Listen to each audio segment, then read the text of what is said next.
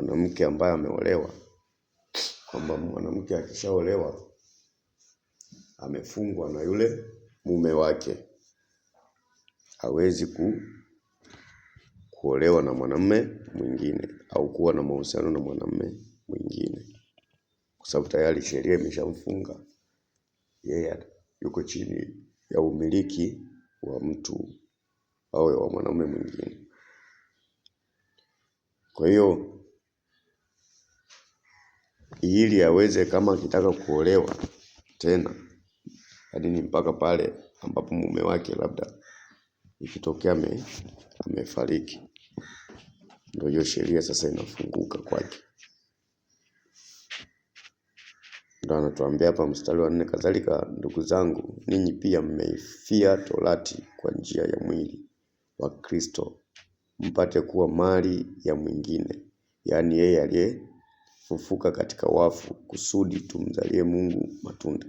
Kwa hiyo kwa sasa sisi hatuenendi tena, hatuko tena chini ya sheria, bali tuko chini ya neema ya Bwana wetu Yesu Kristo. Kwa sababu sheria ilikuwa inatupeleka kwenye dhambi, na tuliona ile sura 6 kwamba sisi tulitenda dhambi, na ukiangalia nasema mshahara wa dhambi ni mauti, bali karama ya Mungu ni uzima wa milele katika Kristo Yesu. Kwa hiyo sisi sasa tuliokuwa ndani ya Kristo Yesu tumepata uzima wa milele. Na huo uzima wa milele lengo lake kubwa kwamba tuwe mali ya Yesu. Ndio hapa natuambia mpate kuwa mali ya mwingine. Huyo mwingine ndio amemtaja hapa mbele, ni yeye aliyefufuka katika wafu. Na sisi wote tunajua aliyefufuka katika wafu ni Yesu peke yake. Kwa hiyo sisi ni mali ya nani?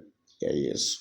Lakini mali ya Yesu tufanye nini? Tukiwa ndani ya Yesu tupate kumzalia Mungu matunda. Sasa anapozungumza tumzalie Mungu matunda, amaanishi matunda haya ambayo wanadamu wanayaona kama ndizi, embe, sijui maparachichi na mengine mengi yanayoonekana. Sio hayo. Mungu anaposema tumeokolewa na Bwana wetu Yesu Kristo, tukatolewa kule kwa shetani, tukaletwa kwa Mungu, ili kwanza tuwe chini ya umiliki wa Yesu Kristo. Kwa sisi ni mali ya Yesu Kristo. Lakini pili, tupate kumzalia Mungu matunda, kuhakikisha tunawaambia watu wengine ambao bado hawajampokea Yesu kuwa Bwana na Mwokozi wa maisha yao. Na hawajampokea Yesu kwa sababu hawajaamini. Na hawajaamini ni kwa sababu hawajasikia neno. Sababu imani chanzo chake ni kusikia. Wao bado wanaishi katika ule mfumo wa sheria. Kwa mfano madini mengine yote yako chini ya sheria, yanatumikia bado agano la kale. Lakini Yesu alipofika aliondosha sheria, akaleta neema. Kwa hiyo wote ambao tunatakiwa tuweze kwenda mbinguni ni wale ambao wanaishi chini ya neema. Kwa maana neema huwa haimdhibiti mtu, neema inampa mtu uhuru wa kuchagua. Sheria inakudhibiti. Kwa hiyo agano la kale linadhibiti. Hayo madini mengine yanadhibiti watu wasiwe na uhuru wa kuchagua. Utakuta madini mengine anasema tu yanampa nafasi labda mwanaume apate kuoa wanawake wengi, mwanamke hakuna. Inajaribu kudhibiti na kuleta kama upendeleo fulani kwenye, lakini neema ya Mungu haipo ya namna hiyo. Kwa hiyo Mungu anapotuambia hapa kwamba kadhalika ndugu zangu, ninyi pia mmeifia torati, maana sisi kwenye mambo ya torati hatuhesabiwi. Yaani kwa mfano torati ndio iliyosababisha watu wengi kuwa na dhambi. Karibu. Mfungulie. Marhaba, Bwana Yesu asifiwe. Karibu sana. Karibu. Mchelewa kutoka.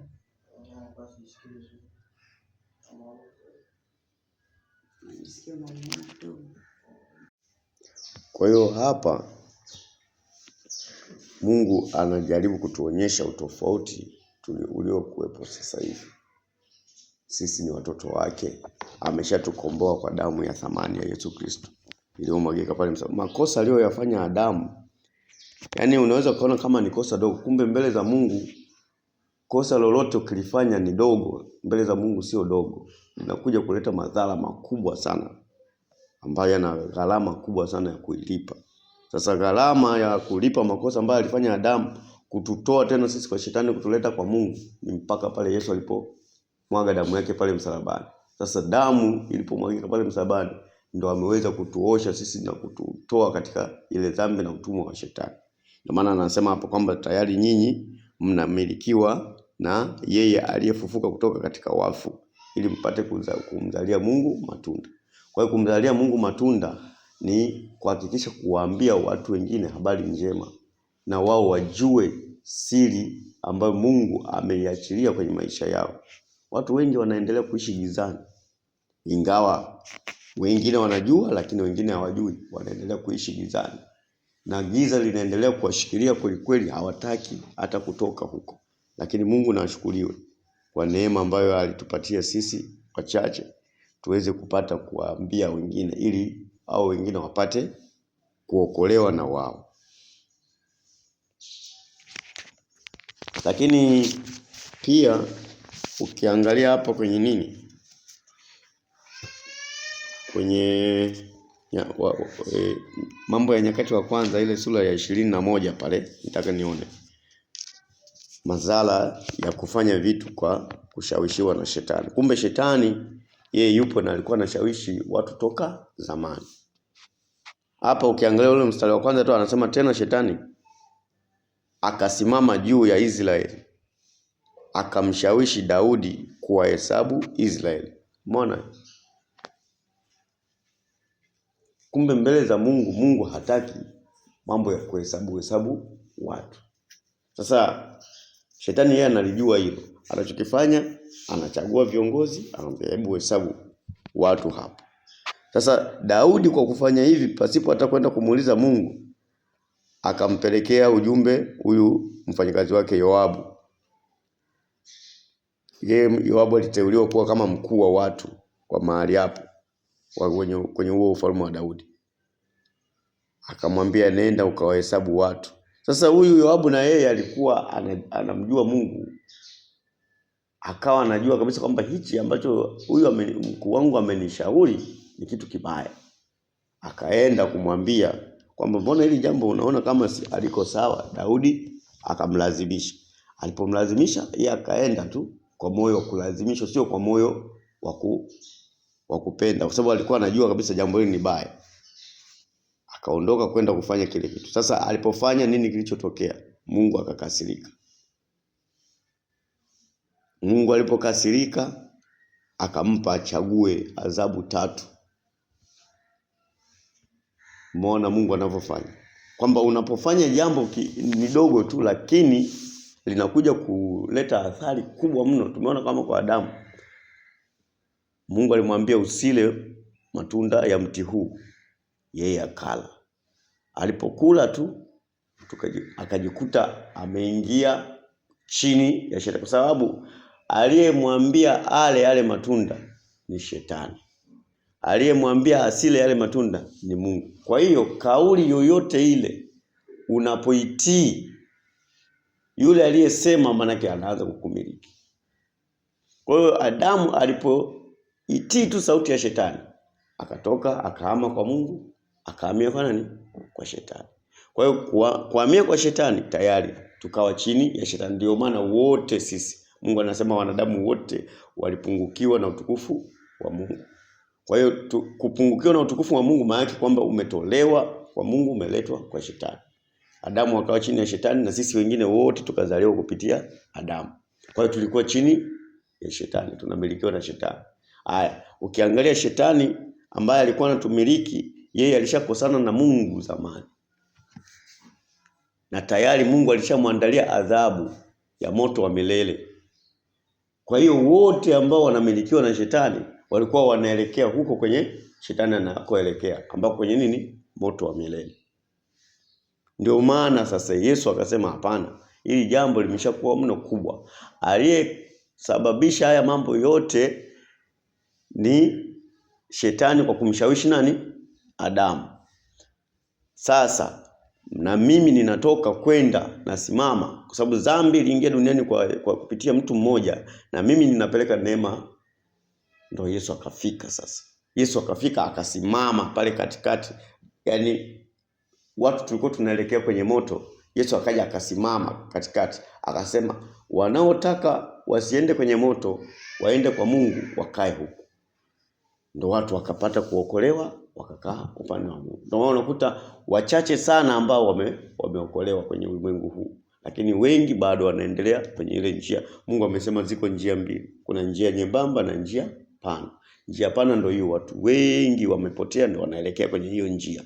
Lakini njia nyembamba ni kumfuata Yesu kuwa Bwana na Mwokozi wa maisha yako. Maana yeye anakuokoa maisha yako, sio hapa duniani tu, mpaka yale ya mbele. Yako maisha mengine baada ya hapa. Bwana Yesu asifiwe. Sasa shetani huyu anatuambia hapa tena, shetani alisimama juu ya Israeli akamshawishi Daudi kuwahesabu Israeli. Kumbe shetani anapokuja kwa mtu, yeye analeta ushawishi. Anakuachia tu ushawishi, alafu wewe uanze kutafakari ule ushawishi. Ukiufanyia kazi tu tayari umekuwa chini yake.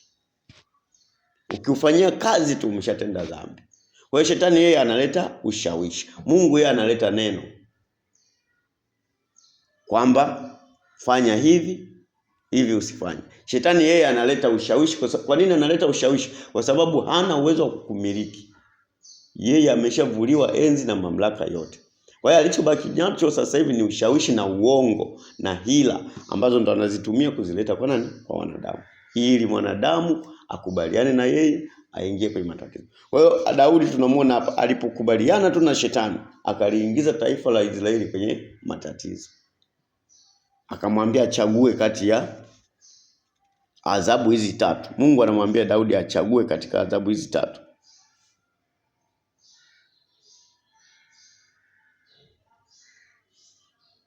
Bwana Yesu asifiwe. Alimwambia achague kwamba nchi yake iwe na njaa miaka 3. Njaa miaka 3.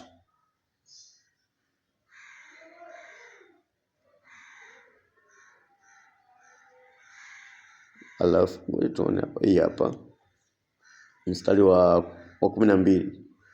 Miaka 3 ya njaa au miezi 3 kuangamizwa mbele za adui zako, ukipatwa na upanga wa watesi wako, au siku 3 upanga wa Bwana.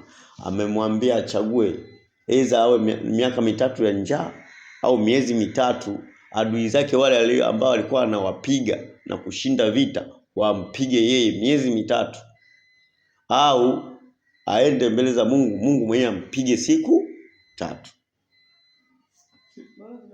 Yeye akaamua kudondokea kwa Mungu, akaamua kukimbilia kwa Mungu. Alipokimbilia kwa Mungu, nini kilichotokea?